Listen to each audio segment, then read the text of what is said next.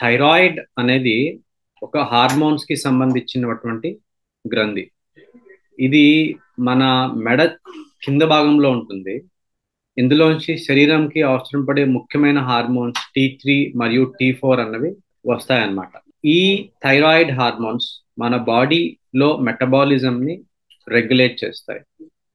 ప్రతి ఒక్క అవయవం పైన వీటి యొక్క ఎఫెక్ట్స్ ఉంటాయి.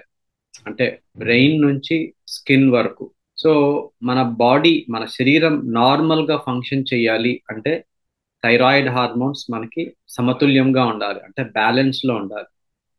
సో మన బండి లేకపోతే కార్ ఎలా అయితే స్మూత్ ఫంక్షనింగ్ కి పెట్రోల్ కానీ లేకపోతే ఇంజిన్ కానీ అవసరం పడుతుందో, అలాగే థైరాయిడ్ హార్మోన్స్ అనేవి మన బాడీ స్మూత్ ఫంక్షనింగ్ కి చాలా ఇంపార్టెంట్. మెయిన్ గా థైరాయిడ్ అనేది మన బాడీ మెటాబాలిజం ని రెగ్యులేట్ చేస్తుంది. ఏ అవయవం ఎంత డిగ్రీ ఎంత యాక్టివిటీలో పనిచేయాలో థైరాయిడ్ హార్మోన్ రెగ్యులేట్ చేస్తుంది. థైరాయిడ్ డిజార్డర్స్ అనేవి ప్రెగ్నెన్సీ ఉమెన్ లో మాత్రమే వస్తాయి అన్నది లేదు, ఎవరిలో అయినా రావచ్చు. ప్రెగ్నెంట్ ఉమెన్ కామన్ గా బ్లడ్ టెస్ట్లు చేసుకుంటారు కాబట్టి వాళ్ళలో థైరాయిడ్ బయటపడుతుంది. మిగతా వాళ్ళు చేసుకోరు కాబట్టి వాళ్ళలో థైరాయిడ్ డిజార్డర్స్ బయటపడవు, అంతే. మనం గుర్తుపెట్టుకోవాల్సింది ఏంటంటే ఒకటి థైరాయిడ్ ఒక్కటే కాదు, ఏ ప్రాబ్లం అయినా, అంటే any disease, diabetes, hyper tension, అంటే మధుమేహం, హై బ్లడ్ ప్రెషర్, ఇట్లాంటివి ఏవైనా వాటికి సిమ్టమ్స్ ఉండవలసిన అవసరం లేదు. దాన్ని mild problem or subclinical అంటాం. ఇదే థైరాయిడ్ బాగా సివియర్ గా అయిపోతేనే మాత్రమే సిమ్టమ్స్ వస్తాయి. అది అందరిలో కూడా సేమ్ సిమ్టమ్స్ ఉంటాయని లేదు. సాధారణంగా హైపోథైరాయిడిజంలో weight gain, dry skin, hair fall, constipation అంటే మలబద్ధకం, నీరసంగా ఉండటం, నడుస్తుంటే గట్రా ఆయాసం రావటం, ఎక్కువగా పడుకోవాలనిపించడం, బద్ధకంగా ఉండటం, జాయింట్ పెయిన్స్, ఇవి హైపోథైరాయిడిజం యొక్క లక్షణాలు. అదే హైపర్ థైరాయిడిజం చూసుకుంటే వెయిట్ లాస్, ఆకలి ఎక్కువగా వేయటం, చేతులు కాళ్ళు వణుకు రావడం, స్వెట్టింగ్, గాబరగా ఉండటం, ఆయాసం రావటం, ఎక్కువ సార్లు మోషన్ అవటం, ఇలాంటివి మనం గమనిస్తాం అన్నమాట. ఇది హైపర్ థైరాయిడిజం. సో హైపోథైరాయిడిజంలో వేరే సిమ్టమ్స్ ఉంటాయి, హైపర్ థైరాయిడిజంలో వేరే సిమ్టమ్స్ ఉంటాయి. థైరాయిడ్ ప్రెగ్నెన్సీలో ఎందుకు చాలా కేర్ఫుల్ గా ట్రీట్ చేయాలి, లేకపోతే ఎందుకు దాన్ని మనం ఐడెంటిఫై చేయాలి అంటే, థైరాయిడ్ అనేది ఎదిగే బిడ్డకి, అంటే గర్భంలో బేబీకి, శిశువుకి థైరాయిడ్ ఫస్ట్ 12 వీక్స్ లో డెవలప్ అవ్వదు.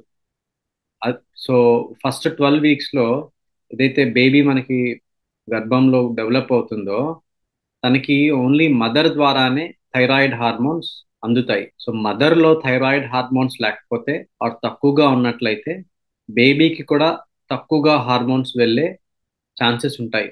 తద్వారా బేబీ బ్రెయిన్ డెవలప్మెంట్, బేబీ పుట్టిన తర్వాత బేబీ ఐక్యూ మీద ఎఫెక్ట్ పడే అవకాశం చాలా ఉంటుంది. కాబట్టి మనం థైరాయిడ్ అనేది ఖచ్చితంగా డిటెక్ట్ చేయాలి, అండ్ డిటెక్ట్ చేసి సరిగ్గా ట్రీట్మెంట్ అనేది అందజేయాలి, ఎస్పెషల్లీ ప్రెగ్నెంట్ ఉమెన్. థైరాయిడ్ కంట్రోల్గా లేనప్పుడు మనకి బేబీ డెవలప్మెంట్ అయ్యి బేబీ బయటకు వస్తే దాన్ని లో ఐక్యూతో కొంతమంది బేబీస్ పుట్టచ్చు. కొంతమంది బేబీస్కి ఏంటంటే డెఫ్నెస్, అంటే వినికిడి సరిగ్గా లేకపోవడం. కొంతమందికి మెల్లకన్ను అంటారు, అంటే స్క్వింట్ అంటారు దానినే. సో ఒక కన్ను కొంచెం తేడాగా ఉండటం, విజన్ తేడాగా ఉండటం లాంటివి జరుగుతుంటాయి. అండ్ ఇది ఇట్లానే మనం ట్రీట్ చేయకుండా వదిలేస్తే బేబీ హైట్, వెయిట్ వీటి మీద ప్రభావం చూపే ఛాన్సెస్ ఉంటాయి. డయాగ్నోసిస్, ట్రీట్మెంట్ ఇది వెరీ సింపుల్.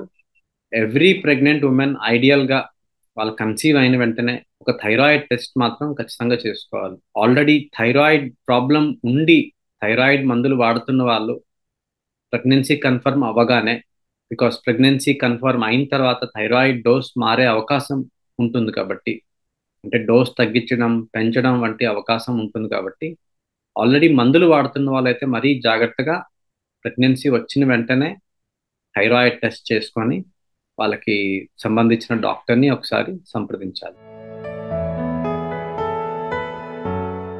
మనకి చాలా మంది ఈ రోజుల్లో ఏం నమ్ముతుంటారంటే కొన్ని న్యాచురల్ గా జరిగిపోవాలి, న్యాచురల్ గా అయిపోవాలి, అన్ఫార్చునేట్లీ థైరాయిడ్కి న్యాచురల్గా క్యూర్ చేయటం అనేది ఉండదు. హైపర్ థైరాయిడిజం దానంతటా అది కొన్నాళ్ళకి తగ్గిపోవచ్చు కొంతమందిలో, మందిలో కాదు. బట్ హైపోథైరాయిడిజం అంటే థైరాయిడ్ హార్మోన్ డెఫిషియన్సీ న్యాచురల్గా తగ్గే స్కోప్ అయితే తక్కువే ఉంటుంది.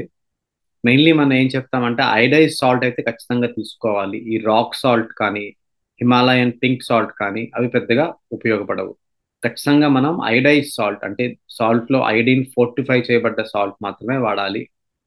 అండ్ కొన్ని రకాల కాయగూరలు అంటే కాలీఫ్లవర్, క్యాబేజ్ ఇట్లాంటివి తక్కువ మోతాదులో తీసుకోమని చెప్తాం. Cabbage, cauliflower and broccoli. And వీటితో పాటు థైరాయిడ్కి సంబంధించిన మెడిసిన్స్ ఏవైతే ఉంటాయో అవి రెగ్యులర్గా టైం టు టైం వేసుకోవాలి.